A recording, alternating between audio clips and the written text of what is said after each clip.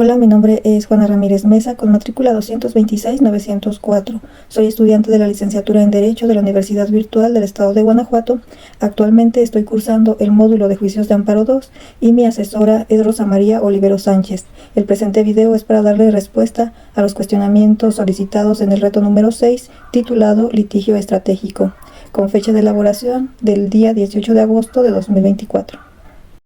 Para este reto elegí la opción número 4, la cual es una sentencia dictada por el juez noveno de distrito en el estado de Michoacán, en la que analizó la posible inconstitucionalidad de una norma, pues presuntamente restringe la protección de los derechos de los menores de edad que nacen en el contexto de una unión familiar homoparental. La sentencia nos menciona que, mediante escrito presentado el 24 de septiembre de 2019 en la Oficina de Correspondencia Común de los Juzgados de Distrito en el estado de Michoacán y turnado al día siguiente hábil al Juzgado Noveno de Distrito en el estado, por derecho propio, los representantes legítimos de los menores de edad promovieron juicio de amparo indirecto en contra de las autoridades y actos siguientes: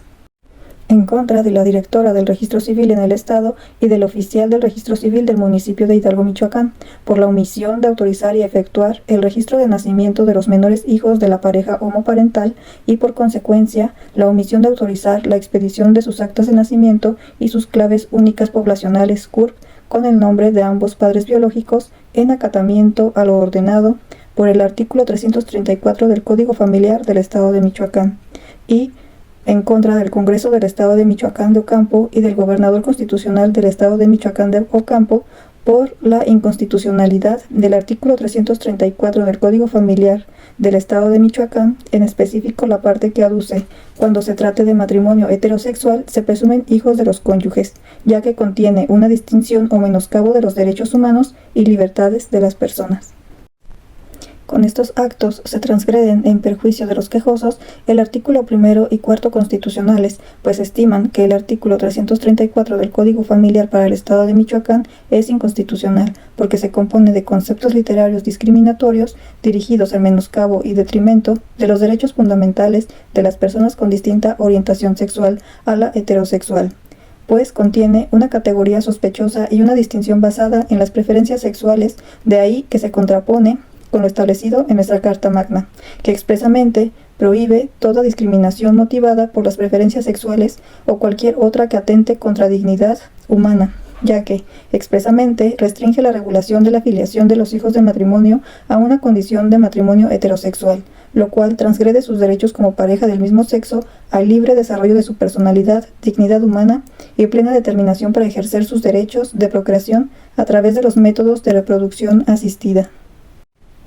Además, trastoca los derechos de los matrimonios igualitarios y el derecho a la libertad procreacional de las personas, lo que se traduce en la vulneración de sus derechos como esposos para registrar a sus hijos como nacidos dentro del matrimonio del mismo sexo. De igual forma, se deben salvaguardar los derechos de sus menores hijos a poseer un nombre y apellidos, a que sean registrados y a que se les expida su acta de nacimiento y CURP, por ser ellos signo distintivo del individuo ante los demás, con lo cual se identifican y se les reconoce.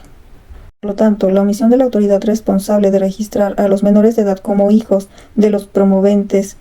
dentro del matrimonio de ambos violenta el derecho humano de los menores a llevar nombre y apellidos, así como los derechos de los quejosos a la libertad procreacional, dignidad humana y no discriminación basada en preferencias sexuales. Con lo anterior, se vulnera el derecho a la igualdad y no discriminación, el derecho a la identidad de los menores y el principio de su interés superior establecido en la Constitución Política de los Estados Unidos Mexicanos y de los tratados internacionales de los que México es parte. Por lo tanto, se resolvió la inconstitucionalidad del numeral 334 del Código Familiar del Estado de Michoacán y se les restituyeron sus derechos a los promoventes para acciones presentes y futuras. A continuación se nos cuestiona: ¿cuál es la relación del derecho a la no discriminación con el litigio estratégico? Para entender el litigio estratégico desde el punto de vista del derecho, podemos verlo como las consecuencias de un objetivo principal que van más allá de las consecuencias directas e inmediatas que se pueden desprender de determinado procedimiento judicial, es decir, como un litigio que proyecta, a su vez, consecuencias fuera del ámbito estricto de la litis, lo que conlleva a la transformación legal que impacta de manera positiva a la sociedad en el futuro. En materia de derechos humanos, es una herramienta tanto nacional como internacional que busca proteger y garantizar los derechos de las personas, buscando generar un cambio en la sociedad con el objetivo de que todo individuo sea tratado de manera homogénea, sin exclusión, distinción o restricción arbitraria y goce de sus derechos y libertades fundamentales. En el caso del derecho a la no discriminación, ha permitido la creación y aplicación de normas jurídicas que garanticen la igualdad entre los individuos, así como la prohibición de toda discriminación por color, raza, nivel socioeconómico, preferencias sexuales, género, origen étnico, etc., lo cual conlleva a la promoción del respeto y protección de este derecho, además del cambio en las leyes, políticas y prácticas para garantizar su aplicación y posible reparación del daño. Por ejemplo, la sentencia anterior sirvió de precedente para casos futuros de inconstitucionalidad derivados de circunstancias similares, ya que la resolución fue favorable respetando el derecho de identidad de los menores, así como el principio de interés superior, sin importar si pertenece a una familia homoparental o heterosexual. Asimismo, el derecho del matrimonio a su libertad procreacional, dignidad humana e igualdad.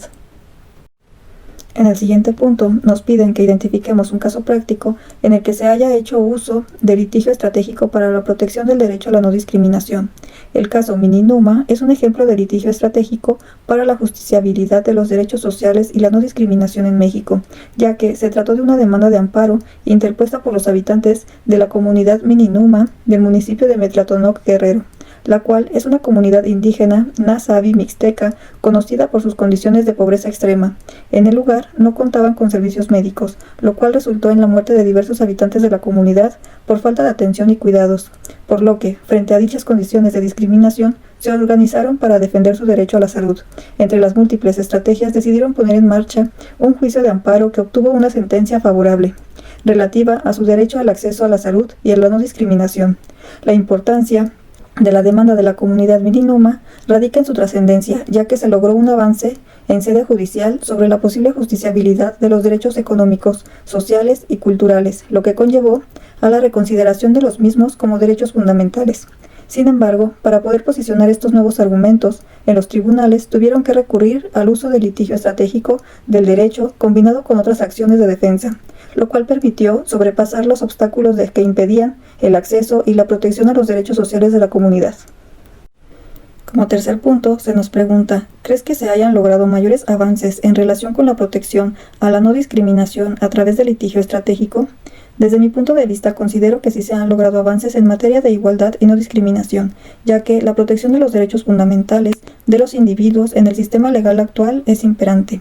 Y como pudimos observar en los casos anteriores, en los que los derechos fundamentales fueron vulnerados, mediante el conocimiento y aplicación del litigio estratégico, se pudo generar un cambio en la sociedad, tanto a nivel local como federal, ya que han servido como puntos de observancia para identificar situaciones que se deben erradicar. Cabe mencionar que en nuestro país aún hay mucho por avanzar en materia de no discriminación y derechos humanos, debido a la ausencia de mecanismos de control, prácticas institucionales viciadas y la ineficiencia de la política gubernamental, así como con la falta de concordancia de la legislación mexicana con los tratados internacionales en la materia que ha adoptado. Además, debemos señalar que la discriminación es un tema que se debe erradicar desde el núcleo familiar, ya que ésta proviene de contextos sociales viciados. Sin embargo, con la implementación del litigio estratégico, se pretende que poco a poco se erradiquen las causas generadoras de situaciones violatorias de los derechos humanos, con la creación de normatividad que los proteja y garantice.